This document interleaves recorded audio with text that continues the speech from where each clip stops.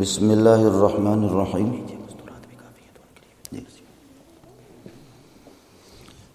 بسم اللہ الرحمن الرحیم۔ نحمده ونصلي ونسلم على رسوله الكريم، اما بعد فاعوذ باللہ من الشیطان الرجیم۔ بسم اللہ الرحمن الرحیم۔ وَإِذْ يَرْفَعُ إِبْرَاهِيمُ الْقَوَاعِدَ مِنَ الْبَيْتِ وَإِسْمَاعِيلُ رَبَّنَا تَقَبَّلْ مِنَّا إِنَّكَ أَنْتَ السَّمِيعُ الْعَلِيمُ رَبَّنَا وَاجْعَلْنَا مُسْلِمَيْنِ لَكَ وَمِنْ ذُرِّيَّتِنَا أُمَّةً مُسْلِمَةً لَكَ وَأَرِنَا مَنَاسِكَنَا وَتُبْ عَلَيْنَا إِنَّكَ أَنْتَ التَّوَّابُ الرَّحِيمُ ربنا وابعث فيهم رسولا منهم يتلو عليهم آياتك ويعلمهم الكتاب والحكمة ويزكيهم إنك أنت العزيز الحكيم ومن يرغب عن ملة إبراهيم إلا من سفه نفسه ولقد اصطفيناه في الدنيا وإنه في الآخرة لمن الصالحين إذ قال له ربه أسلم قال أسلمت لرب العالمين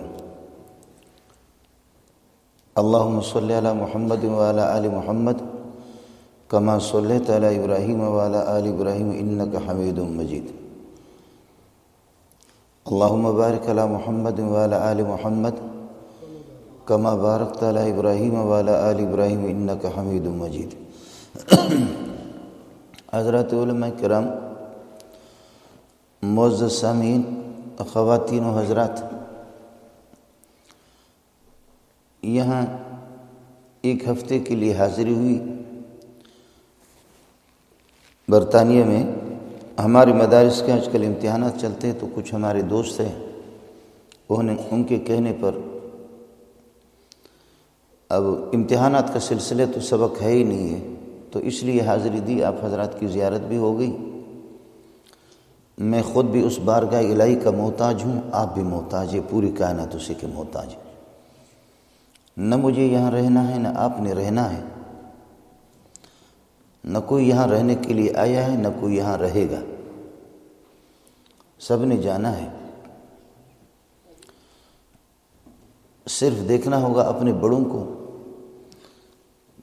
کہ ہمارے بڑوں کا رخ کس طرف تھا اور ہمارا رخ کس طرف ہے، ان کی دلچسپی کس چیز میں تھی، میری اور آپ کی دلچسپی کس چیز میں ہے، ان کے ہاں دین کی اہمیت کیا تھی اور ہمارے اور آپ کے ہاں دین کی اہمیت کیا ہے۔ ان کے نقش قدم پر چلتے ہوئے پائیں گے اور ان کے نقش قدم کو چھوڑ کر کے بہت کچھ کھو بیٹھ جائیں گے، شاید اپنی منزل مقصود تک نہ پہنچ جائے۔ دین صرف یہ ہے کہ انسان اپنا رخ بدل دے اللہ کی مرضی کے مطابق، اللہ کے حکم کے مطابق اور انبیاء کی سنتوں کے مطابق۔ باقی دین آپ کی خواہشات اور آپ کی ضروریات اور آپ کی مشکلات، دنیا کے اندر آپ کو جن چیزوں کی ضرورت ہے اور جو آپ کی ضروریات ہے ان پر دین نے پابندی لگائی ہو، اللہ پاک نے، اس طرح نہیں ہے، صرف رخ بدلنا ہوگا آپ کو۔ یہ جو بیت اللہ ہے اور مسجد حرام، یہاں بہت سے لوگ ہیں، انہوں نے مسجد حرام کی زیارت بھی کی ہوگی، آج سے 35 سال 40 سال پہلے، بلکہ اس سے زیادہ۔ یہ جو شعب ابی طالب ہے، جہاں سے سرنگ لگا کر کے اب مینا کی طرف چلے جاتے ہیں، یہاں سے ندی آتی تھی اور کعبہ کہتے ابری ہوئی جگہ کو، کعبہ کہتے ابری ہوئی جگہ۔ تو یہ سیلاب کا رخ اس طرح جیسے کہ یہ آپ کا محراب ہے، ندی میں پانی آتا تھا اور سیلاب کا پانی آتا تھا، تو اس کا یہ رخ تھا، اور اس کی بنیاد یہاں کعبۃ اللہ کی فرشتوں نے رکھی، آدم علیہ السلام نے اس کو آباد کیا، پھر طوفان نوح میں وہ منہدم ہو گئے، پھر حضرت ابراہیم علیہ السلام نے کھدائی کر کے آپ کے بیٹے حضرت اسماعیل علیہ السلام، یہ انہی بنیادوں پر بنیادیں فرشتوں نے رکھی ہے، اور پھر ابراہیم علیہ السلام نے اس کی تعمیر کی، جو نوح علیہ السلام کے طوفان میں یہ سلسلہ ختم ہو گیا تھا۔ یہ سیلاب کا رخ ہے، جیسے کہ آپ دیکھ رہے ہیں یہاں سے ندی کا پانی آتا تھا، اور یہ کعبۃ اللہ ہے ایسے کنارے پر، لیکن سیلاب کا پانی جیسے یہاں پہنچتا اس کا رخ اور اصل اس کا جو روٹ ہے وہ بالکل سیدھا ہے، لیکن وہ سیلاب یہاں پہنچ کر کے وہ یہاں سے اپنا رخ بدلتا تھا اور کعبۃ اللہ کی طواف کر کے پھر آگے جاتا تھا۔ یہ کسی اخبار کی بات آپ کو نہیں بتا رہا، یہ کوئی اخبار آپ کے، یہ حدیث ہے۔ تو یہاں سیلاب، اور میرے خیال میں آپ حضرات اور میں، ہم میں سے کوئی سیلاب سے زیادہ طاقتور نہیں ہے۔ مجھ میں اور آپ میں سیلاب سے بڑھ کر کے زیادہ طاقت نہیں ہے، اس لیے میں اپنی ماؤں سے اور اپنی بہنوں سے اور اپنے بھائیوں سے یہی اپیل کر سکتا ہوں کہ آپ صرف اپنی زندگی کا رخ موڑ دیں، بس اللہ کے حکم کے مطابق۔ یہ یہاں پھر سیلاب کا پانی طواف کر کے پھر آگے چلا جاتا تھا۔ یہی کعبۃ اللہ ہے، یہی بیت اللہ ہے۔ اللہ تعالیٰ آپ کو لے جائے، آپ جا کر کے دیکھیں گے کہ اب تک بھی پرندے اس کے اوپر نہیں اڑتے،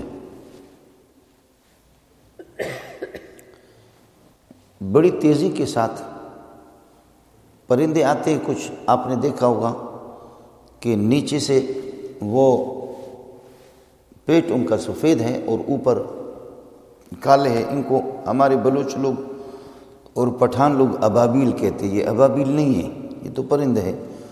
وہ جو ابابیل جو کعبۃ اللہ کو منہدم کرنے کے لیے آئے تھے، وہ ان سے بڑے پرندے تھے، اور خدا جانے کہ ان کا یعنی کہ رنگ کس قسم کا تھا۔ جو پتھر وہ لے کر کے ابرہہ کے لشکر پر انہوں نے پتھراؤ کیا، اور وہ سنگریزے اور وہ پتھر جیسے سر سے لگتے تو انسان کے نیچے سے یہ ہے کہ وہ پتھر پار ہو جاتے تھے۔ تو وہ ابابیل جو الم تر کیف فعل ربک باصحاب الفیل الم یجعل کیدہم فی تضلیل وارسل علیہم طیرا ابابیل، وہ ابابیل ابالہ کی جمع ہے، اور وہ پرندوں کی جھنڈ کو کہتے ہیں اور پرندوں کی جماعت کو کہتے ہیں۔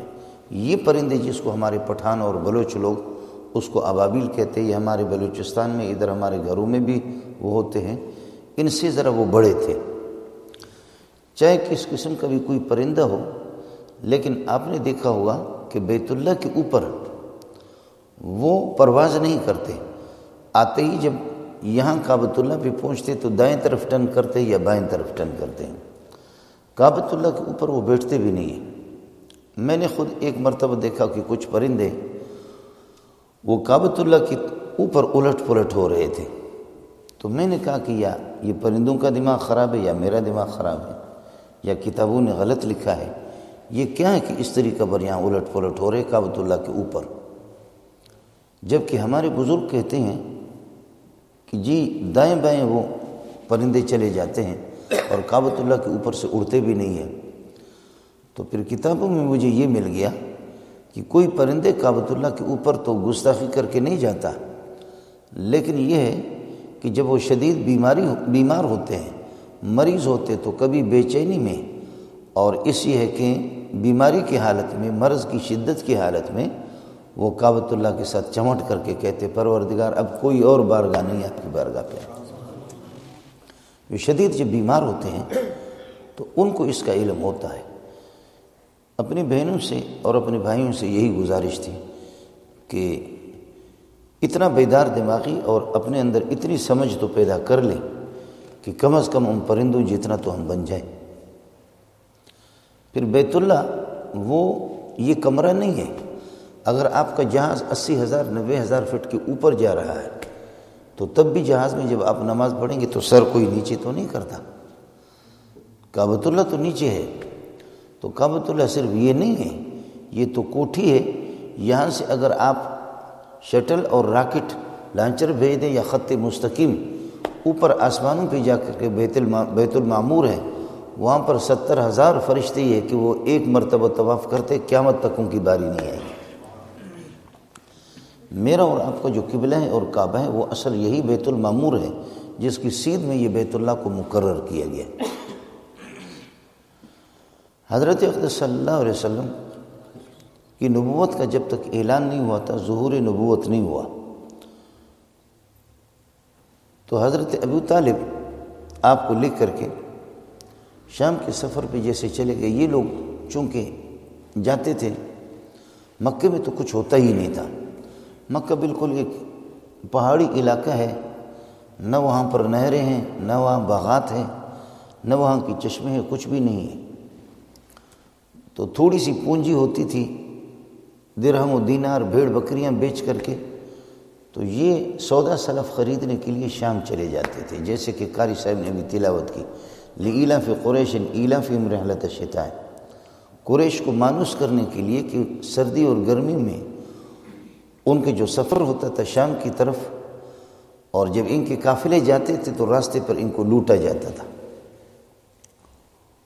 یہ یہاں سے اپنے اونٹ اٹھا کر کے شام چلے جائیں تو راستے میں ان کو لوٹا جاتا تھا۔ خود قرآن کہتے کہ اولم یروا انا جعلنا حرما آمنا ویتخطف الناس من حولہم، حرم کو ہم نے امن والا بنا دیا، ومن دخلہ کان آمنا، اب اس میں کوئی بھی آئے گا انشاءاللہ اس کو امن، دنیا میں بھی امن ملے گا، اور حرم کے ساتھ اگر چمٹے گا عذاب جہنم سے بھی اس کو امن ملے گا۔ یہ لوگ جاتے تھے، شام کا سفر کرتے تھے۔ حضرت اقدس صلی اللہ علیہ وسلم کی نبوت کا ظہور اور اعلان نہیں ہوا تھا، اور آپ اس وقت یہ ہے کہ صغیر السن تھے۔ تو حضرت ابو طالب قافلے میں لے کر کے جب یہ لوگ گئے تو ہوا یہ کہ ایک درخت کے نیچے وہاں یہ راہبین بیٹھے ہوئے تھے، جو نصارہ اور عیسائیوں کا جو پادری ہوتا ہے، راہب بھی اس کو قرآن کہتا ہے اور حدیثوں میں راہب، تو پادری شاید آپ کہتے ہوں گے، پادری کہتے ہیں۔ کوئی پادری بیٹھا ہوا تھا اور اس کے دائیں بائیں یہ کہ مجمع تھا، جیسے کہ قافلہ وہاں سے اس طرف آ رہا تھا تو درخت کا جو سایہ تھا جس کے نیچے یہ لوگ بیٹھے ہوئے، آپ نے دیکھا ہوگا کہ سورج جب طلوع ہوتا ہے تو سایہ کا رخ پھر غروب کی طرف ہوتا ہے، جیسے جیسے اوپر سورج آتا ہے آسمان کے سینٹر پہ تو ظہر کے بعد زوال کے بعد پھر یہ کہ واپس دوسرے طرف سایہ اپنا رخ بدلتا ہے۔ تو جس سائے کے اندر بڑے درخت کے سائے میں یہ لوگ بیٹھے ہوئے تھے، ہوا یہ کہ جب وہ قافلہ آنے لگا جس میں سرکار دو عالم صلی اللہ علیہ وسلم اس قافلے میں تھے، تو درخت کا سایہ جو ہے نا اسی طرف اپنا رخ کر رہا ہے جہاں سے قافلہ آ رہا ہے۔ اس لیے ساتھیوں سے گزارش ہے کہ جب درختوں کے سایہ بھی اس کا استقبال کرتے، اللہ کے لیے آپ حضرات اور ہم بھی محمد کا استقبال کریں، ہم بھی محمد رسول اللہ صلی اللہ علیہ وسلم کے اس دین کا استقبال بھی کریں۔ چنانچہ درخت نے اپنا سایہ اس طرف کر لیا، لیکن جب یہ قافلے والے پہنچے، ابو طالب بھی پہنچا، تو یہاں پہنچنے کے بعد دیگر حضرات تو بیٹھ گئے، حضرت اقدس صلی اللہ علیہ وسلم کو جگہ جہاں سایہ تھا وہاں حضرت کو جگہ نہیں ملی۔ پیارے پیغمبر صلی اللہ علیہ وسلم اس طرف مڑ کر کے دوسری طرف آ گئے تو درخت نے اپنا سایہ اسی طرف کر دیا۔ اب ہوتا ہے کہ کبھی آنکھیں تو آسمان تک پہنچ جاتی ہیں لیکن آنکھوں کے نیچے اندھیرا رہتا ہے۔ یہ آنکھیں آپ کے آسمان تک تو جاتی ہیں، سورج اور چاند اور تارے مجھے اور آپ کو نظر آتے ہیں، لیکن پیشانی بھی نظر نہیں آتی، یہ ٹھوڑی بھی نظر نہیں آتی، یہ کان بھی نظر نہیں آتے، پیٹھ بھی نظر نہیں آتا۔ اس لیے اردو والے کہتے ہیں آنکھوں تلے اندھیرا۔ تو بعض لوگ وہ ہوتے ہیں کہ جو قریب ہوتے ہیں، ان کے پاس بڑے بڑے خزانے بھی ہوتے ہیں لیکن ان کو علم نہیں ہوتا کہ ہمارے پاس کیا قیمتی سرمایہ ہے۔ تو حضرت جی کے ابو طالب کو اس کا علم نہیں تھا، لیکن اس راہب نے اس بات کو تاڑ لیا کہ کیا بات ہے کہ ہم سائے میں بیٹھے ہوئے اور وہاں سے قافلہ جب یہ آ رہا تھا تو درخت نے اپنا سایہ اس طرف کر دیا، اور پھر جب کہ یہ لوگ آ کر کے بڑے بڑے لوگ بیٹھ گئے، اور پھر یہ ہے کہ اس بچے کو اس کو جگہ نہیں ملی اور یہ دوسری طرف جب چلا گیا تو درخت نے اپنا سایہ اس طرف کر دیا. آہستہ آہستہ بات کیا ہے؟ تو اس نے چوری چھپکے سے آہستہ آہستہ کہا، پوچھا کہ اس قافلے کا سربراہ کون ہے؟ قافلے میں ایک تو امیر تو ہوگا، جیسے کہ ہمارے تبلیغ والوں کو اللہ جزا خیر دے، وہ 10-12 آدمی کے افراد بھیج دیتے تو ایک امیر تو مقرر کر لیتے.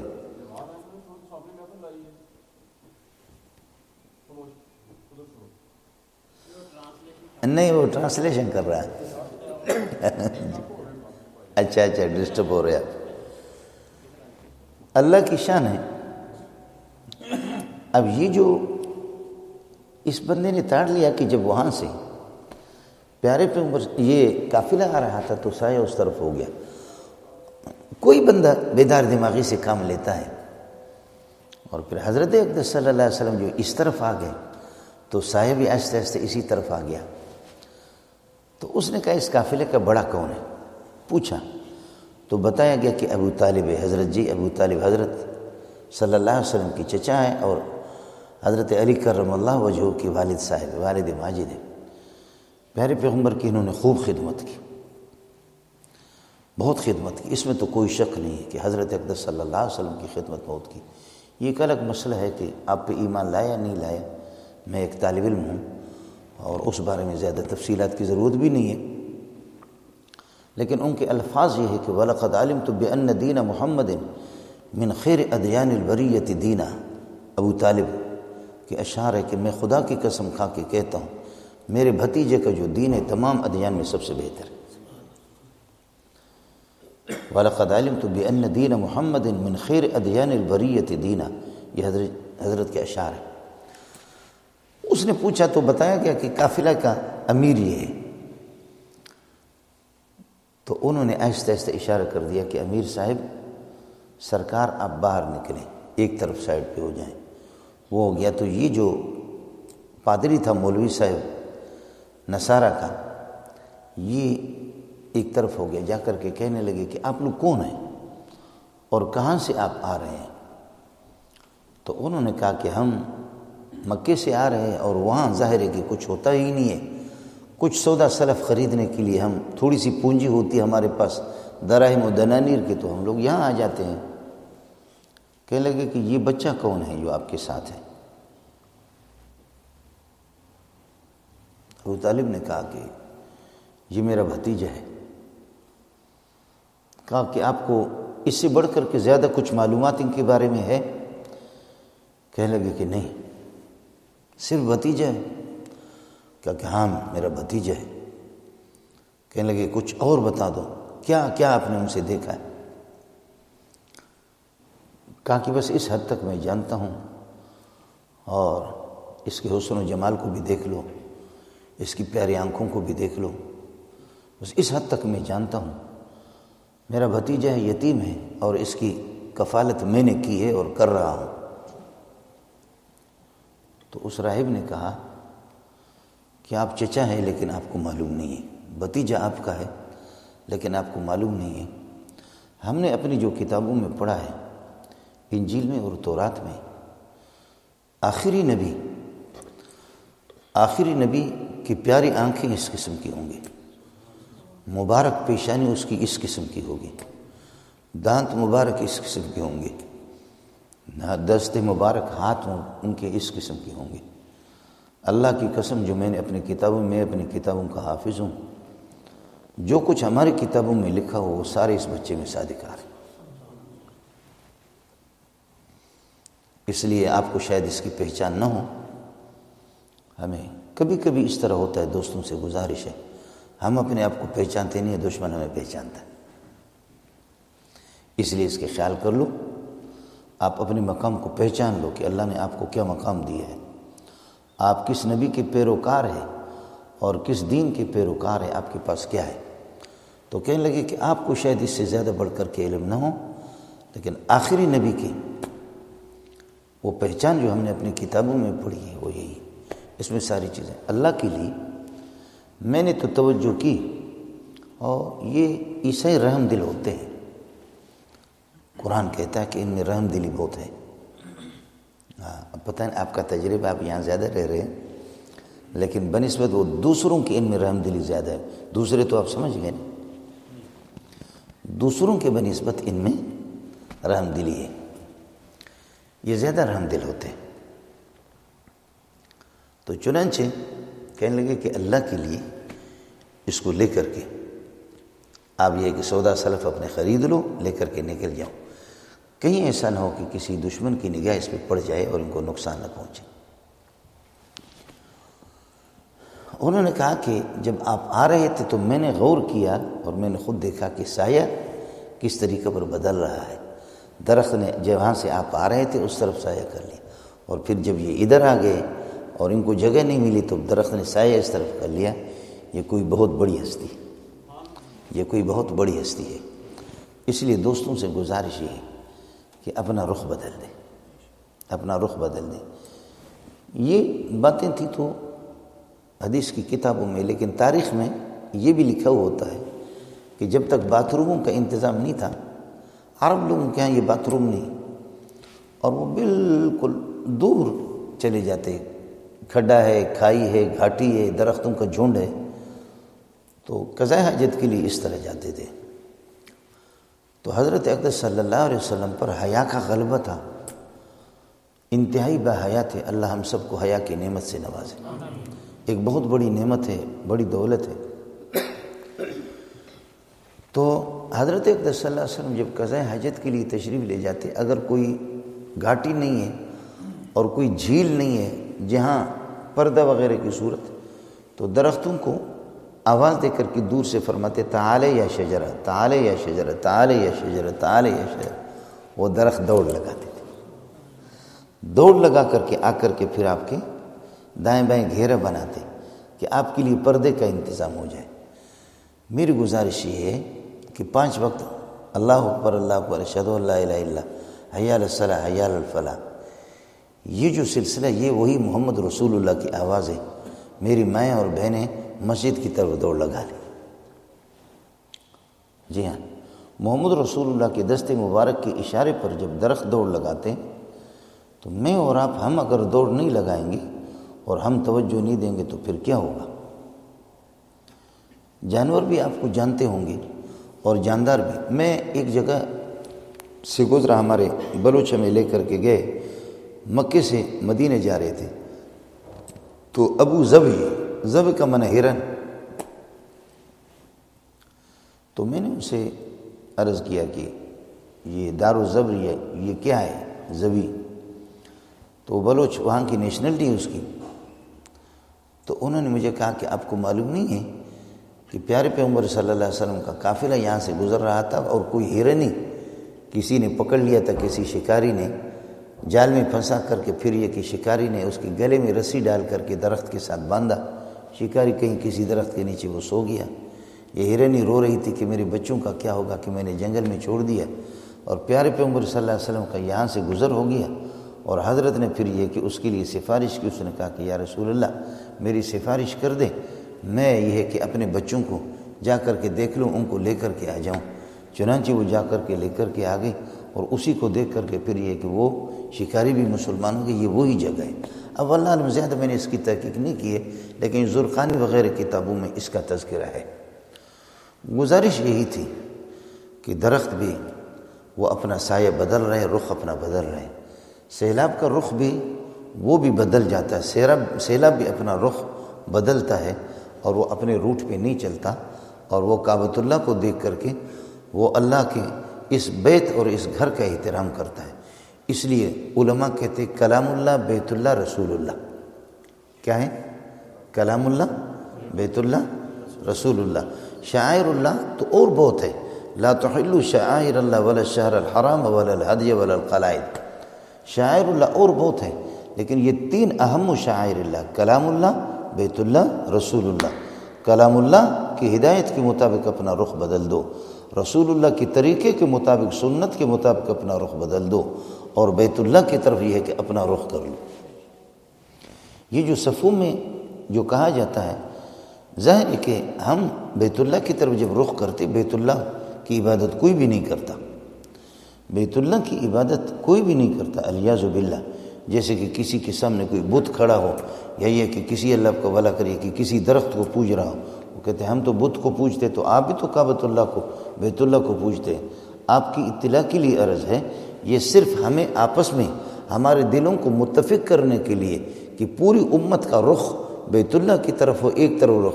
جب تمہارے چہرے ایک طرف ہوں گے اور تمہاری صف سیدھی ہوگی، دل بھی تمہارے سیدھے ہوں گے، تمہاری سوچ بھی ایک ہوگی، پھر یہ کہ نفرتیں بھی ختم ہو جائیں گی، اور ایک ہی دین آیا ہے سب کو ملانے کے لیے، تم سب آپس میں ایک بن جاؤ گے۔ چنانچہ آپ یہ بھی فرماتے ہیں لا تختلفوا فتختلف قلوبکم، صفوں میں بالکل ٹھیک برابر کھڑے ہو جاؤ۔ صفوں میں برابر آپ کھڑے رہیں گے نماز میں تو انشاءاللہ اللہ تعالیٰ دلوں کو بھی ایک ہی کر دے گا، وہ برابر سارا ہو۔ اور ایک آدمی آگے ہے دوسرا پیچھے ہے، جب صفوں میں ٹیڑھا پن ہوگا تو تمہارے دل بھی ٹیڑھے ہو جائیں گے۔ بیت اللہ کو کوئی سجدہ نہیں کرتا، بیت اللہ کی طرف اللہ آپ کا بھلا کریے کہ بیت اللہ کوئی ہمارا معبود نہیں ہے، صرف اس طرف ہمیں کہا جاتا ہے کہ اللہ کا حکم ہے صرف آپ رخ اس طرف کر لیں۔ جب سب کا رخ ایک طرف ہوگا تو انشاءاللہ ایک سوچ ہوگی، ایک فکر ہوگی، اور ایک ہی سلسلہ تمہارے دلوں کو بھی اللہ ایک کر دے گا۔ صفوں میں یہ کہ آپ یہ کہ متفق۔ گزارش اس وقت یہی تھی، آپ کی شادی پر کوئی پابندی نہیں ہے، آپ کے کھانے پر پابندی نہیں ہے، آپ کے پینے پر بھی پابندی نہیں ہے، آپ کے مال کمانے پر کوئی پابندی نہیں، آپ کے سونے پر کوئی پابندی نہیں ہے، اور آپ کی خوشیوں کو شریعت نے روکا نہیں ہے۔ اور بلکہ یہ مولوی عبدالرحمن پتہ نہیں اجازت دے یا نہ دے، جس طریقے پر مسلمانوں کو خوشی منانے کا جس طریقے پر ان کے لیے میدان ہے، کسی دوسرے کے لیے اتنا نہیں ہے۔ مسئلہ صرف رخ بدلنا ہے۔ یعنی آپ یہ بتائیں کہ 24 گھنٹے کے اندر اگر ہم نے فجر میں 10 منٹ اللہ کو دے دیا، ظہر میں 15 منٹ دے دیا، اور 4-5 منٹ عصر میں دے دی، مغرب میں 6-7 منٹ ہم نے 10 منٹ اللہ کے حوالے کر دیے، 10-15 منٹ عشاء میں دے دیے، باقی تو پورا وقت آپ کے پاس ہے، باقی تو پورا وقت آپ کے پاس ہے۔ آپ کو یہ کہا گیا کہ آپ تسبیح لے کر کے 24 گھنٹے یہ کہ آپ مسجد میں بیٹھ جائیں، آپ اپنے کاروبار کو چھوڑ دیں، آپ رزق حلال کی کمائی کو آپ چھوڑ دیں، یہ تو کبھی بھی نہیں ہے۔ یہ بلکہ آپ کو ترغیب دی جاتی ہے، آپ کو حکم ہے کہ رزق حلال کے لیے کہ آپ دوڑ لگائیں، لیکن آپ نے اللہ کو اتنا وقت دے دیا، چندہ دے دیا۔ اور پھر یہ ہے کہ اگر مجھ سے اور آپ سے سوال ہو کہ آپ ٹیلی ویژن کتنا دیکھتے تھے، اس کو کتنا ٹائم دیتے تھے، اور قرآن کو کتنا ٹائم دیتے، اس لیے ساتھی اس کا بھی اہتمام کرے۔ اور میری مائیں اور بہنیں میری بات سن رہی ہیں، ان سے بھی گزارش ہے کہ اپنے گھروں کے اندر قرآن پاک کی تلاوت کو عام کر دیں۔ جو خواتین صبح یاسین شریف کی، جو گھر والے گھر میں 8-10 افراد کی آبادی ہے، یاسین شریف کی تلاوت ہے یا ویسے قرآن کی تلاوت ہے، مغرب کے بعد یا عشاء کے بعد سورۃ الواقع کی تلاوت ہے، سورۃ الملک تبارک الذی بیدہ کی تلاوت ہے، سورہ نور کی تلاوت ہے، میری مائیں اور بہنیں، اگر ان ماں اور بہنوں کو اگر کسی نے غلط نگاہ سے دیکھا، پھر مولوی منظور کو لعنت بھیج لینا۔ سورہ نور کی تلاوت کا اہتمام کر لیں۔ اور میں عرض کر رہا ہوں کہ پھر میری مائیں اور بہنیں الیاذ باللہ اگر کوئی غلط نگاہی سے دیکھے اور پھر ان کی عزتوں پر حملہ ہو، تو پھر اس مولوی منظور کو زندہ ہو، پھر جتنا بھی آپ کوسنے کا آپ کو حق ہے، اور مرنے کے بعد پھر بھی آپ جو بھی کہو آپ کو کہنے کا حق ہے۔ دین کی اپنی برکات ہیں، قرآن پاک کی اپنی برکات ہے۔ وَهَذَا كِتَابٌ أَنزَلْنَاهُ مُبَارَكٌ، برکت والی کتاب ہے۔ نبی بھی، انبیاء بھی جتنے ہوتے سارے کے سارے برکت والے۔ وَجَعَلَنِي مُبَارَكًا أَيْنَمَا كُنتُ وَأَوْصَانِي بِالصَّلَاةِ، حضرت عیسیٰ علیہ السلام کے بعد انبیاء مبارک ہوتے ہیں، ان کا وجود مقدس وہ مبارک۔ انبیاء سے برکتیں حاصل کرو، ان کی سنتوں سے برکت حاصل کرو۔ قرآن برکت والی کتاب ہے، زندگی کے اندر آپ کی انشاءاللہ برکت بھی آئے گی، چین و سکون بھی آپ کو ہوگا۔ آپ کا تو یہ نہیں کہتا، ہم بھی ملا ہے، لوگوں سے ہمارا تعلق رہتا بخدا، اتنی دولت ہے لیکن اس طرح اذا زلزلت الارض زلزالها، برا حال ہے ان کا، باوجود دولت کے بہت بری حالت ہے ان کی، بہت بری حالت ہے۔ میں نے ان لوگوں کو بھی دیکھا کہ جو بریف کیس کہتے کہ ڈالروں سے بھر کر کے ہم یورپ میں جاتے، کہاں جا کر کے پھر وہ ایک خاص قسم کی بوتل ہوتی ہے، آپ تو سمجھ گئے، خاص قسم کی بوتل وہ چڑھا کر کے کہتے کہ تاکہ آرام اور سکون ہمیں حاصل ہو جائے، لیکن اس بوتل سے آرام اور سکون حاصل نہیں ہوا۔ لیکن کہتے گھومتے گھومتے پھرتے ٹھوکر کھا کر کے پیسے سیلاب کی طرف آیا۔ میرا خود اپنا ایک دوست ہے، اس کی لانچیں ہیں اور جہاز ہے اس کے، تو انہوں نے مجھے ایک دفعہ کہا کہ پتہ نہیں $12,000 یا کتنا میں نے ہفتہ ڈیڑھ ہفتے کے اندر میں نے اڑایا، صرف اکیلا تنہا آپ نے $10,000-12,000 کہ فلاں جگہ گیا، فلاں جگہ۔ بولی منظور یار کہیں مزہ نہیں آیا، گھومتے پھرتے آگے مسجدوں میں آگے، محمد کے قدموں میں آگے صلی اللہ علیہ وسلم، پتہ چل گیا کہ مزہ تو ادھر تھا، ہم پیسے لے کر کے بوتل چڑھا کر دوسری جگہ جا رہے تھے۔ لوگوں نے اپنی زندگیوں کے رخ بدل دیے، زندگیاں اپنی بدل دی۔ اس لیے ساتھیوں سے گزارش ہے کہ آپ کے کھانے پر، پینے پر، آپ کے جینے پر، آپ کے یہ کہ طور طریقے جتنے بھی زندگی کے آپ کی ساری خواہشات کا حل ہے، اور صرف آپ رخ بدل دیں گے۔ پیارے پیغمبر صلی اللہ علیہ وسلم کا نکاح کرنے کی آپ کو اجازت ہے، کھانے کی اجازت ہے، آپ کو پینے کی اجازت ہے، سونے کی اجازت ہے۔ یہ تو جانور بھی کرتے ہیں، جانور بھی کھاتا ہے، جانور بھی پیتا ہے، جانور بھی سوتا ہے۔ اور ہم میں اور ان میں فرق کیا ہو گیا؟ صرف اتنا سا فرق ہوگا کہ آپ وضو بنا کر کے سو جائیں گے، اور آپ اپنا رخ قبلے کی طرف کریں گے، اور آپ اللہم انی بسمک اموت و احیا آپ پڑھیں گے، دائیں کروٹ پر آپ سو جائیں گے۔ پھر اگر آپ کو دل کی بیماری لگ گئی پھر بتا دینا۔ ہمارے حضرت فرماتے شیخ الحدیث مولانا سلیم اللہ خان صاحب رحمۃ اللہ علیہ کہ مجھے 100 سال ہو گئے، 100 سال کے لگ بھگ، کبھی 10-12 منٹ کے لیے اگر دائیں کروٹ میرا تھک جائے، معمولی کروٹ بدلنے کے لیے بائیں کروٹ پر میں سو جاتا ہوں، بائیں پہلو پر، ورنہ بخدا میری زندگی دائیں کروٹ پر سونے کی۔ یہ لوگ سنت پر عمل کرتے ہیں، ان کے لیے کوئی مشکل نہیں ہے۔ انشاءاللہ ثم انشاءاللہ یہ سنتوں کی تو آخرت کے لحاظ سے، اللہ کی رضا اور خوشنودی کے لحاظ سے ان کی برکات اپنی جگہ پر ہے، لیکن دنیوی اعتبار سے آپ کی زندگی میں ان کی برکات کا ظہور ہوگا۔ اب آپ نے وضو بنایا، اب آپ دائیں کروٹ پر سو گئے، اب آپ نے اللہم انی بسمک اموت و احیا پڑھ لیا، رخ آپ کا قبلے کی طرف ہو گیا، صبح کو اللہ نے آپ کو جگا دیا، سبحان اللہ۔ اور اگر آپ جاگے نہیں، مستقل سو گئے، مستقل اس نے روح کو اپنے پاس اللہ نے روک لیا، تو اگر اسی حالت میں آپ مر گئے، اللہ آپ کو شہیدوں کے ساتھ اٹھائے۔ جب زندگی میں میرا رخ نمازوں میں قبلے کی طرف ہوگا، اور سوتے وقت یہ کہ دائیں کروٹ پر سول کر کے قبلے کی طرف میں اپنا رخ کروں گا، تو پھر لحد کے اندر جب مجھے رکھا جائے گا تو تب بھی میرا رخ قبلے کی طرف ہوگا۔ لیکن زندگی بھر میں نے مسجد کا رخ نہیں کیا، زندگی بھر میں نے کعبۃ اللہ کا رخ نہیں کیا، اور جس طریقے پر میں سوتا ہوں، چت لیٹ کر کے، یعنی اللہ آپ کو بھلا کرے، اس طرح چت لیٹا ہوا ہے، اور اس طریقے پر اپنے یعنی پشت والا حصہ آسمان کی طرف کیا۔ حضرت نے ایک کو دیکھا تو ترمذی میں حدیث ہے، ان ھذہ ضجعۃ لا یحبھها اللہ سبحانہ و تعالی، یہ کون سے سونے کا طریقہ ہے؟ فرمایا خدا کو سخت ناپسند ہے، ان ھذہ ضجعۃ لا یحبھها اللہ سبحانہ و تعالی۔ سونے پر پابندی نہیں ہے، اجازت ہے کہ آپ سو جائیں، لیکن طریقہ آپ کو بتایا گیا۔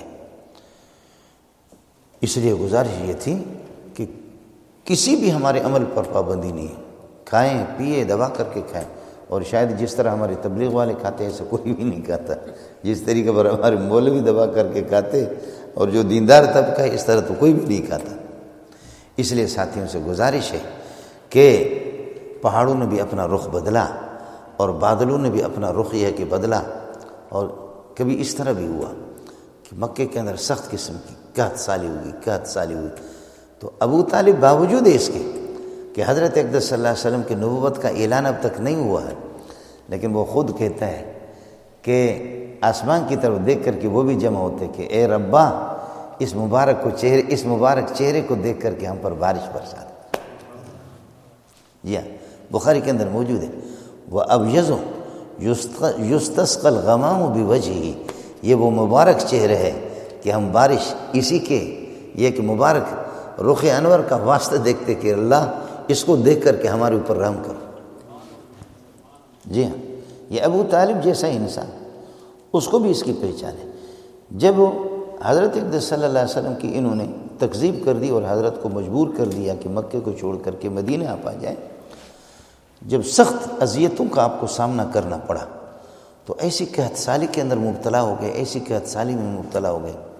حضرت ابو سفیان جو بعد میں رضی اللہ عنہ بن گئے، حضرت ابو سفیان رضی اللہ تعالیٰ عنہ آ گئے، کہنے لگے کہ محمد، دین آپ کا الگ، ہمارا الگ، مذہب آپ کا الگ، ہمارا مذہب الگ، مخالفت اپنی جگہ پر ہے، لیکن جس قحط سالی میں مبتلا ہے کہ مردار جانوروں کی گوشت بھی لوگ کھانے پر مجبور ہے، ہڈیوں کو کھا رہے ہیں اور چوس رہے ہیں، اور پرانی جو کھالیں ہیں ان کو بھی یہ کہ پانی میں ڈال کر کے اس کو بھی پکا کر کے کھا رہے ہیں۔ اللہ کا واسطہ ہے، اللہ کا واسطہ ہے کہ آپ ہمارے لیے دعا کریں، یہ کیا حالت ہے ہماری، ہم پھر آپ پر ایمان لائیں گے۔ خود قرآن سورہ دخان میں ربنا اکشف عنا العذاب انا مؤمنون، اے اللہ یہ عذاب ہم سے ٹال دے، ہم ایمان لائیں گے محمد رسول اللہ صلی اللہ علیہ وسلم۔ اللہ اکبر۔ ربنا اکشف عنا العذاب انا مؤمنون، ہم ایمان لائیں گے۔ اللہ فرماتے کہ مجھے پتہ ہے کہ آپ اللہ سے بھی دھوکہ کر رہے ہیں، محمد سے بھی دھوکہ کر رہے ہیں، مجھے پتہ ہے۔ انا کاشف العذاب قلیلا انکم عائدون، ہم عذاب کو آپ سے ٹالیں گے لیکن مجھے پتہ ہے کہ آپ اپنے اسی بدماشی کی طرف واپس جاؤ گے۔ وہ جو مہر جباریت جو آپ لوگوں پر لگی ہوئی ہے نا دلوں پر، یہ معاہدہ آپ کا اس طرح سرسری ہے، یہ مسلمانوں کو ٹرخانے کے لیے، لیکن پھر بھی محمد رسول اللہ اس وجہ سے خیال کر لینا۔ امام بخاری رحمۃ اللہ علیہ وہ کہتے ہیں کہ اگر کوئی غیر مسلم اگر کسی امام کے پاس آ جائے، مولوی صاحب کے پاس آ جائے کہ مولوی صاحب مصیبت میں پھنسے ہوئے دعا کرو، تو مولوی صاحب دیکھ لے کہ ان میں کسی طرح یہ ماننے والے ہیں اور یہ چیٹر قسم کا نہیں ہے، تو فرمائے غیر مسلموں کے لیے بھی مولوی دعا کرے اللہ ان کو ہدایت دے دے، ان کی حالت زار پر رحم فرما دے۔ محمد رسول اللہ صلی اللہ علیہ وسلم نے باقاعدہ دعائیں کی ان کے لیے کہ ٹھیک آپ مجھے مانیں یا نہ مانیں، آپ مانیں یا نہ مانیں، لیکن میں محمد دعا کروں گا۔ آپ صلی اللہ علیہ وسلم دعا فرما رہے انا کاشف العذاب قلیلا انکم عائدون، ہمیں معلوم ہے کہ آپ واپس ہی ہے کہ ہم عذاب کو ٹالیں گے لیکن آپ واپس اپنی اسی بدماشی اسی کفر کی طرف واپس چلے جائیں گے، لیکن مسئلہ دست مبارک محمد کے اٹھ رہے ہیں، میں خدا اس کا لحاظ کرتا ہوں۔ بعض حضرت یہ بھی کہ حضرت صلی اللہ علیہ وسلم کا جب وصال ہو گیا، آپ کے وصال کے بعد بھی کبھی اس قسم کی سخت قسم کی قحط پڑی، تو لوگوں نے کہا کہ بارشیں نہیں ہو رہی تو کیا ہے، تو بتایا گیا کہ یہ کر دو کہ جہاں پر مزار مبارک ہے یہاں سے کوئی روشندان کوئی کھڑکی کھولو اور آسمان سے کہہ دو کہ اس کا لاج رکھتے ہوئے مہربانی کرو بارش برسا۔ اس طرح بھی ہوا، اس لیے وَإِذْ يَرْفَعُ إِبْرَاهِيمُ الْقَوَاعِدَ مِنَ الْبَيْتِ، ابراہیم علیہ السلام اور اسماعیل علیہ السلام ابا اور بیٹے دونوں کے دونوں بیت اللہ کی بنیادیں جب حضرت آدم علیہ السلام نے فرشتوں نے جو تعبیر کی، پھر نوح علیہ السلام نے طوفان میں ختم ہو گیا، پھر اب یہ کہ بنیاد اٹھا رہے مسجد کی۔ وَإِذْ يَرْفَعُ إِبْرَاهِيمُ الْقَوَاعِدَ مِنَ الْبَيْتِ وَإِسْمَاعِيلُ رَبَّنَا تَقَبَّلْ مِنَّا، اے اللہ ہمارے اس عمل کو قبول کر لو۔ اس لیے آپ یہاں جو ساتھی جو مسجدیں بنا رہے ہیں یا یہ کہ دینی سلسلے میں دینی کاموں میں حصہ لے رہے، سارے ساتھی اس قسم کے اخلاص اپنے اندر پیدا کر دیں۔ ربنا تقبل منا عملنا ھذا، اے اللہ ہمارے اس عمل کو قبول کر دو۔ آج اگر مولوی اسی طریقے پر اللہ کی طرف متوجہ ہو جائے، آج مولوی اور تبلیغی بھی اگر اسی طرح اخلاص اپنے اندر پیدا کر دے، انشاءاللہ دنیا کے اندر انقلاب آئے گا، دنیا کے اندر تبدیلی آئے گی اور لوگوں کے رخ بھی بدل جائیں گے۔ ہمارے مولویوں کی تقریر ہماری رٹی ہوئی ہوتی ہے، اس لیے رٹا لگا کر کے ہم لوگوں کو سنا دیتے ہیں، تو اس کے بعد جب اٹھ جاتے ہیں تو مولوی صاحب کا دامن بھی خالی اور یہ ہے کہ لوگ بھی خالی، لوگوں کو بھی کوئی اثر نہیں پڑتا۔ حضرت اقدس عطا اللہ شاہ بخاری رحمۃ اللہ علیہ فرماتے ہیں سناتے ہم بھی لوگوں کے کان سن ہو گئے، سنانے والے بھی ہم بھی اسی طرح بغیر عمل کے مریں گے اور سننے والے بھی بغیر عمل کے مریں گے۔ اس لیے ساتھی اللہ کی طرف متوجہ ہوں، اور دیار غیر کے اندر آپ رہ رہے ہیں الحمدللہ۔ یہاں اس موقع پر آپ سے عرض کر دوں، حضرت فرمایا صحابہ کو کہ اس وقت جو آپ عمل کر رہے ہیں نا دین پر، اگر آپ اس کے ایک 10واں حصہ بھی اگر آپ چھوڑ دیں گے، 10واں حصہ چھوڑ دیں گے، تب بھی آپ کے لیے یہ کہ باعث ہلاکت ہے۔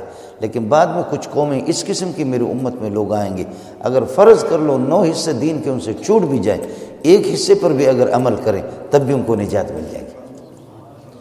آپ کے دائیں طرف، آپ کے بائیں طرف، ہر طرف ماحول آپ خود دیکھ رہے ہیں۔ اس موقع پر جس سے جو بھی بن پاتا ہے، جو بھی بن پاتا ہے، میرے محلے والا ہے، میرے عزیز ہے، مسلمان ہے، مسلمان نہیں بلکہ یہ کہ یہ غیر مسلم، ان تک اللہ آپ کا بھلا کرے، پیار سے، محبت سے، اپنی نشست و برخاست سے، اپنے اعمال سے، اللہ کے فضل و کرم سے۔ کل بھی ہم میرے ساتھیوں نے بتایا کہ یہ فلاں فلاں بندہ، یہ کچھ دکھائے انہوں نے نوجوان، یہ مسلمان ہو گئے۔ اللہ کے فضل و کرم سے ہمارے مسلمانوں کا ایک سلسلہ ہے، یہاں بھی اگر آپ کا کاروبار، آپ کی تجارت اور لوگوں کے ساتھ آپ کا یہ کہ آپ کا معاملہ اور ان کے ساتھ آپ کی نشست و برخاست اور ان کے ساتھ آپ کے اخلاق کریمانہ، ان کو دیکھ دیکھ کر کے انشاءاللہ وَرَأَيْتَ النَّاسَ يَدْخُلُونَ فِي دِينِ اللَّهِ أَفْوَاجًا، آپ دیکھیں گے کہ دھڑا دھڑ لوگ آ جائیں گے۔ لیکن یہ خیال رہے مگس کو باغ میں جانے نہ دینا کہ ناحق خون پروانے کا ہوگا۔ مگس کو باغ میں جانے، مکھی کو باغ میں جانے نہ دو، کہیں ایسا نہ ہو کہ پروانے کو تباہ کر کے چھوڑ دے۔ اس لیے کہیں میں اور آپ، ہم مسلمانوں کے لیے، اسلام کے لیے، محمد رسول اللہ صلی اللہ علیہ وسلم کے لیے، ان کے لیے باعث بدنامی ہم نہ بنے، ان کے لیے ہم باعث بدنامی نہ بنے۔ جس ملک میں آپ رہ رہے ہیں، حضرت ابو موسیٰ اشعری یہ حضرات جب مکے میں اذیتوں سے تنگ ہو کر کے جب یہ حضرات چلے گئے یمن، اور پھر یہ کہ اس میں حبشے چلے گئے، حضرت جعفر ابن ابی طالب حضرت علی رضی اللہ تعالیٰ عنہ کے بھائی، اور تقریباً 30 بندے پہلے گئے، اس کے بعد جاتے جاتے 100 بندے جب حبشہ میں چلے گئے۔ جب حبشہ میں پہنچے تو یہاں سے ابو جہل کی طرف سے خط چلا گیا، اور انہوں نے کچھ گفٹ وغیرہ بھی حضرت نجاشی کو، جس کو اسحمہ کہا جاتا ہے، اسحمہ نام تھا، حضرت نجاشی عیسائی تھے رضی اللہ تعالیٰ عنہ، ان کو پیغام بھیجا کہ ہمارے یہ کہ دہشت گرد آپ کے ملک میں آ گئے، ہمارے دہشت گرد آپ کے ملک میں آ گئے، یہ گفٹ آپ کو بھیج رہے، یہ گفٹ قبول فرمائیں اور دہشت گردوں کو نکالیں بصورت دیگر، ورنہ ہمارے پاکستان میں پھر دیواروں پر لکھا ہوتا ورنہ۔ مولوی عبدالرحمن کو پتہ ہوگا، ان کی جیلوں والے تو زیادہ ہی لکھتے کہ فلانا کام حکومت کرے ورنہ، تو اس طرح ورنہ ورنہ، تو ابو جہل نے بھی لکھ دیا کہ یہ ہو، ان دہشت گردوں کو نکالو ورنہ۔ اب حضرت نجاشی رضی اللہ تعالیٰ عنہ کو اس کو پتہ ہی نہیں تھا کہ کون دہشت گرد ہے، میرے ملک میں کون ہے۔ اب ظاہر ہے کہ سربراہ مملکت ہے، اگر اس میں 50 آدمی 60 آدمی اگر آ بھی گئے تو ان کو کیا پتہ ہے، یہ تو آتا ہے، بڑے بڑے ممالک میں لوگ آتے جاتے بھی ہیں۔ تو حضرت نجاشی رضی اللہ تعالیٰ عنہ نے انہوں نے یہ کیا، سبحان اللہ، انہوں نے کچھ اپنے بندے بھیجے کہ جا کر کے پتہ کرو کہ کون آئے ہیں میرے ملک میں۔ تو ان میں سے حضرت ابو موسیٰ اشعری رضی اللہ تعالیٰ عنہ اور کچھ لوگ ہاتھ آگے، حضرت جعفر ابن ابی طالب، جعفر ابن ابی طالب علی کے بھائی ہے، محمد رسول اللہ کے چچا زاد بھائی، اور ظاہر ہے کہ وہ بلوچ تو نہیں تھا میری طرح رنگ میں کالا ہو، اس طرح بھی تو نہیں تھا۔ اب ان کو بلایا گیا کچھ افراد، اللہ اکبر، حضرت نجاشی وہ خود رنگ کے سیاہ تھے اور کالے تھے، تو حضرت جی نے جب چہروں کو وہ دیکھ رہا ہے، اور چہرہ ظاہر ہے کہ وہ محمد رسول اللہ کا کزن ہے، سب کو صلی اللہ علیہ وسلم، وہ محمد رسول اللہ کا کزن تھا، اس کی آنکھیں اور اس کے اللہ کو بھلا کر، حضرت نے خود فرمایا کہ جعفر آپ میرے اخلاق میں بھی میرے ساتھ آپ کی مشابہت ہے، اور سیرت و صورت میں بھی ہے، اشبہت خلقی و خلقی، بخاری میں موجود ہے، جعفر آپ کی مشابہت مجھ سے بہت زیادہ ہے، سبحان اللہ، ہوتا ہے۔ تو ان کو حضرت نجاشی نے بلایا، فرمایا کہ مسئلہ کیا ہے، آپ لوگ کون ہیں؟ تو انہوں نے کہا کہ مکے میں ہم اپنی قوم کی اذیتوں سے، ایذا رسانی سے تنگ آ کر کے آپ کی پناہ میں، آپ کے ملک میں آ گئے، بے کس بے سہارا ہے، ایک اللہ کا سہارا ہے۔ تو انہوں نے کہا کہ یہ کس جرم کی سزا آپ بھگت رہے ہیں؟ تو جرم صرف یہی ہے، لا الہ الا اللہ محمد رسول اللہ، اس سے بڑا جرم کوئی دنیا میں نہیں ہے۔ وما نقموا منهم الا ان يؤمنوا بالله العزیز الحمید، ایمان والوں سے لوگ جو انتقام لیتے، ان کو جو تکلیف دیتے، صرف یہی ان کا قصور ہے کہ اللہ پر ان کا ایمان ہے۔ تو کہنے لگے کہ ہم تو لا الہ الا اللہ، یہی ہمارا جرم ہے اور کچھ نہیں ہے، لا الہ پڑھنے والے۔ کہنے لگے وہ سنا ہے کہ کوئی بندہ وہ آپ کے ہاں نیا نبی اور ان کی نبوت کا اعلان ہو گیا، وہ کون ہے؟ تو حضرت جعفر ابن ابی طالب نے تعارف کرایا کہ وہ محمد ابن عبداللہ علیہ السلام ہیں، یہ اس کی سیرت ہے، یہ اس کی صورت ہے۔ ظاہر اپنے الفاظ میں آدمی کہاں تک ترجمانی کر سکتا ہے، اس نے ترجمانی کر لی۔ تو اس پر حضرت نجاشی نے فرمایا، عرض کیا کہ اس کے پاس ہے کیا، اس کے پاس ہے کیا؟ وہ کچھ اس پر کچھ نازل بھی ہوتا ہے، کوئی آسمانی کتاب ہے؟ فرمایا کہ ہاں۔ تو کہا کچھ سناؤ۔ تو حضرت جعفر ابن ابی طالب نے اپنے انداز میں، اب ظاہر ہے کہ یہ بلوچ مولوی آپ کو کیا سنائے گا، قاری صاحب تو سنا سکتا ہے، تو انہوں نے کہا کاف ہا یا عین صاد ذکر رحمت ربک عبدہ زکریا اذ نادى ربه نداء خفيا قال رب إني وأنا العظم مني واشتعل الرأس شيبا ولم أكن بدعائك رب شقيا۔ اپنے مزے میں پڑھ رہا تھا، حضرت نجاشی کے آنسو آ گئے۔ یہ جو 7واں پارہ آپ لوگ پڑھتے رہتے ہیں نا، وَإِذَا سَمِعُوا مَا أُنزِلَ إِلَى الرَّسُولِ، جب سنتے اس کلام کو جو نبی پر نازل ہوا ہے، تو تَرَى أَعْيُنَهُمْ تَفِيضُ مِنَ الدَّمِ، آپ ان کی آنکھوں کو دیکھیں گے کہ آنسو چشمے کی طرح ان کی آنکھوں سے آنسو جاری، وہ یہی ہے، یہ رونے والا۔ اور مَا أُنزِلَ إِلَى الرَّسُولِ، نبی پر جو نازل ہوا وہ جعفر ابن ابی طالب، وہ اپنے یہ کہ اللہ آپ کو بھلا کرے، اپنے موڈ میں جس انداز میں وہ غرق ہو کر کے قرآن کے عشق میں جس انداز میں وہ سنا رہا تھا، آپ پر مولی منظور کا اثر نہیں ہوگا۔ وہ رسول پاک صلی اللہ علیہ وسلم کے کزن ہیں۔ حضرت نجاشی رونے لگے، کہنے لگے کہ میں نے تو ایمان لایا، اے کاش اس محمد کے قریب میں ہوتا، اس کے قدموں کو میں دھوتا۔ اس لیے ساتھی جو ہے نا، آج محمد رسول اللہ اگر میرے اور آپ کے سامنے نہیں ہے، لیکن آپ کی تعلیمات سب کچھ موجود ہے۔ زندگی کے ہر شعبے میں، ہر موڑ میں حضرت اقدس صلی اللہ علیہ وسلم نے ہماری رہنمائی فرمائی ہے، اور قربان جاؤں مہاجر اور انصار صحابہ پر انہوں نے آپ کی کوئی بات چھوڑی بھی نہیں، ایک چیز انہوں نے نقل کیا۔ آپ کی تو یہ کیا کہتے مووی، یہ جو سلسلہ ہے ہمارے، یہ تصویر بناتے یہ کرتے، یہ تو ابھی آ گئے، لیکن انہوں نے حضرت صلی اللہ علیہ وسلم کی ایک بات بھی نہیں چھوڑی۔ ساری سنتیں، سارے ارشادات اور فرامین، آپ کے جتنے بھی فرمودات ہیں، سب کو انہوں نے ٹیپ کر دیا۔ صحابی دوسرے صحابی سے پوچھتا ہے، کہتے ہیں کہ حضرت صلی اللہ علیہ وسلم ظہر میں پڑھتے تھے، مغرب میں تو سنائی دیتا ہے، عشاء میں بھی آدمی کو آواز سنائی دیتی ہے کہ پڑھتا ہے، اور فجر میں، لیکن ظہر میں آپ پڑھتے تھے یا ایسے کھڑے رہتے تھے؟ اور عصر کی نماز میں آپ کچھ پڑھتے تھے؟ فرمایا کہ جی ہاں۔ تو کہا آپ کو کیسے پتہ چل گیا؟ فرمایا کنا نعرف باضطراب لحیتی، داڑھی مبارک کے بال حرکت کرتے تھے، ہمیں یقین تھا کہ محمد تلاوت کر رہا ہے۔ نماز میں صحابہ نے وہ یہ بتائیں گے کہ چہرے کی گولائی کتنی ہے، لمبائی چہرے کی کتنی ہے، اور بال کتنے آپ کی داڑھی میں سفید ہو گئے، اور آپ صلی اللہ علیہ وسلم کے دستے مبارک کس قسم کے، ایک بات انہوں نے نقل کر کے ہم تک پہنچائی ہے۔ تو آج اگر محمد رسول اللہ صلی اللہ علیہ وسلم کے مبارک چہرے کو اگر ہم دیکھ نہیں سکتے، لیکن انشاءاللہ ثم انشاءاللہ قرآن کو سینے سے لگائیں گے اور احادیث کو سینے سے لگائیں گے، نبی کے طریقوں پر چلیں گے، صرف ایک محمد نہیں صلی اللہ علیہ وسلم، 1.25 لاکھ صحابہ نہیں، 1.25 لاکھ انبیاء، جنت کے ممبروں پر اللہ سب کی زیارت آپ کو کرائیں گے، سب کی رفاقت بھی آپ کو نصیب فرمائیں گے، اور اللہ اپنی زیارت بھی کرائیں گے، اللہ اپنی زیارت بھی کرائیں گے۔ میں آپ کو اس کہنے کے لیے نہیں آیا ہوں کہ آپ اپنے کاروبار چھوڑ دیں، یہ کر دیں۔ اللہ آپ کے علم میں، عمل میں برکتیں عطا فرمائے، آپ کی زندگی میں برکت عطا فرمائے، آپ کی اولاد میں برکت عطا فرمائے، دنیا آخرت کی ڈھیروں خوشیاں آپ کو نصیب فرمائے۔ لیکن دین کوئی مشکل نہیں ہے، کوئی مشکل نہیں ہے، صرف تھوڑا سا علماء کے ساتھ آپ کا تعلق ہوگا، تبلیغی جماعتوں کے ساتھ آپ کا تعلق ہوگا، سیرت کی کتابیں، اچھی کتابیں مولانا عبدالرحمن صاحب، دیگر علماء آپ کی رہنمائی کریں گے۔ ہر قسم کی کوئی کتاب سامنے آ گئی، اس طرح پڑھنے سے اجتناب کرو، اس طرح نہ کرو، اپنی زندگی کے وہ مبارک اور قیمتی لمحات ان کو ضائع نہ کر دو، ان کو ضائع نہ کر دو کہ جو بھی کتاب سامنے آ گئی۔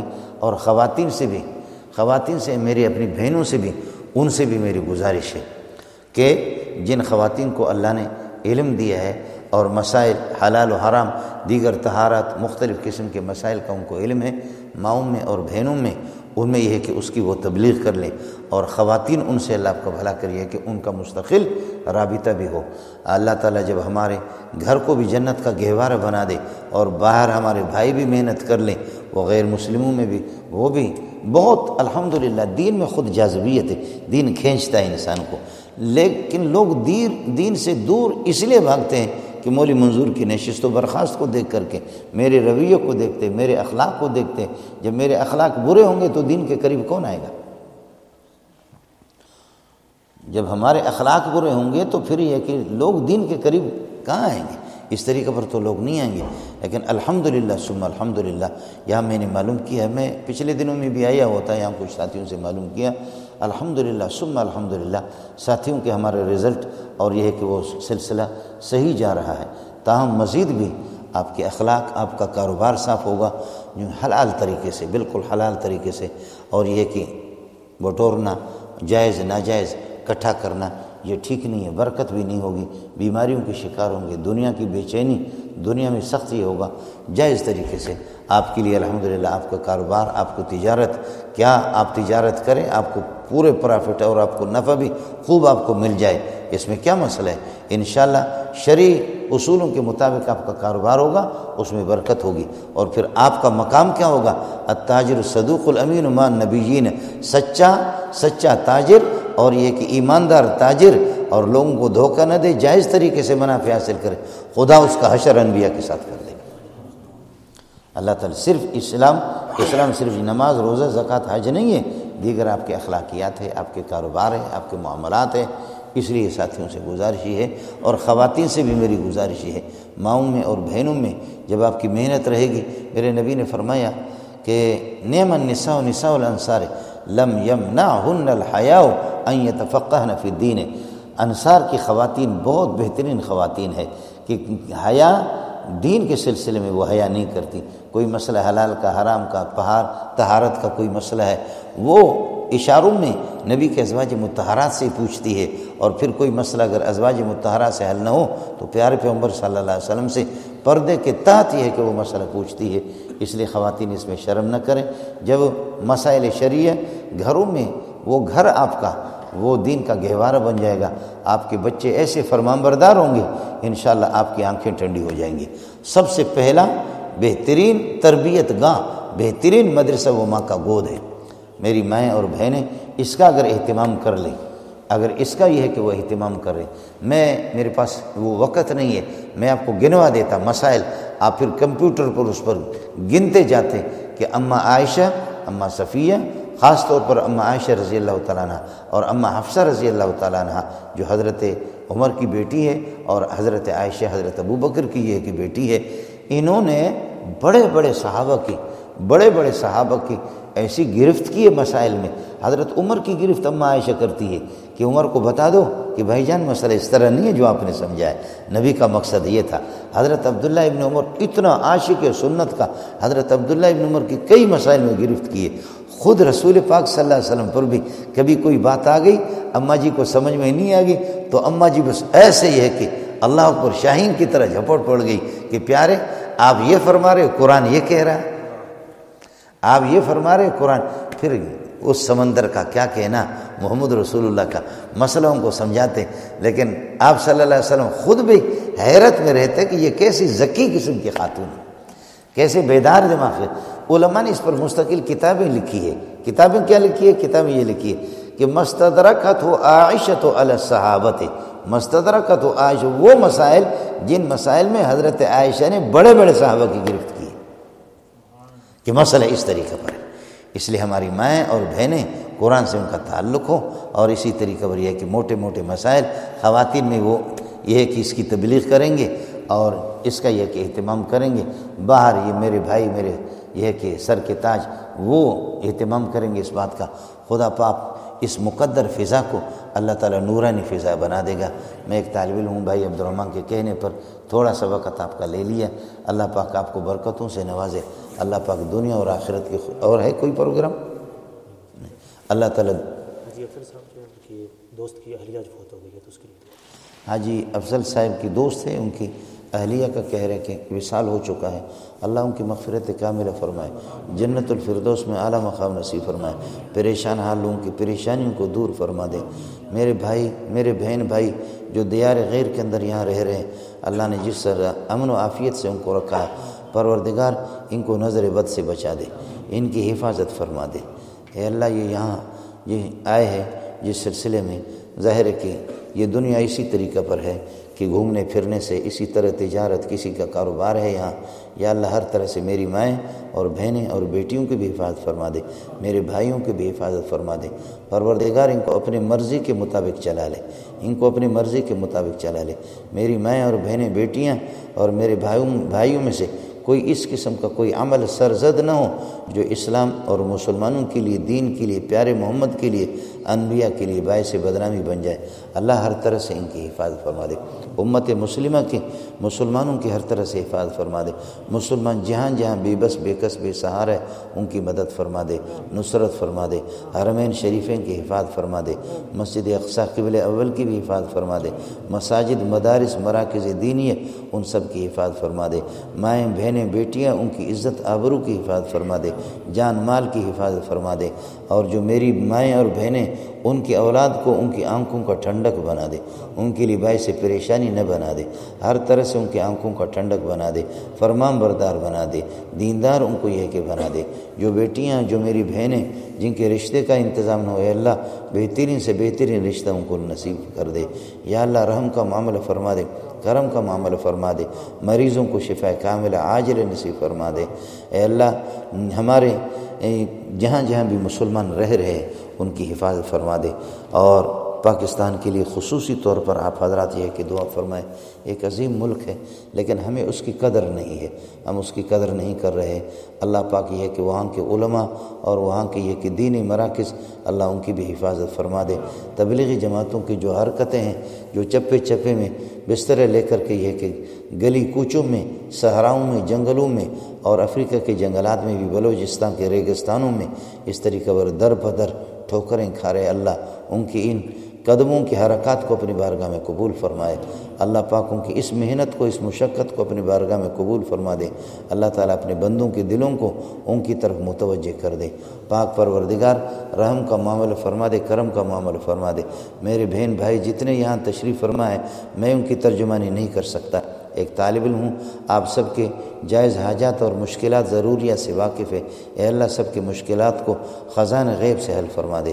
جنہوں نے آپ کی بارگاہ میں ہاتھ اٹھائے سب کی مغفرت کے فیصلے فرما دے، بخشش کے فیصلے فرما دے، مغفرت کے فیصلے فرما دے، بخشش کے فیصلے فرما دے۔